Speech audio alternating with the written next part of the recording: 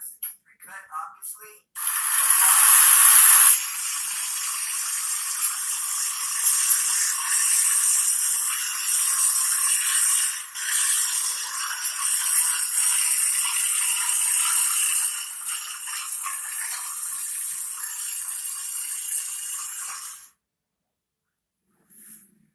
This would have been impossible with the regular Sawzall blade.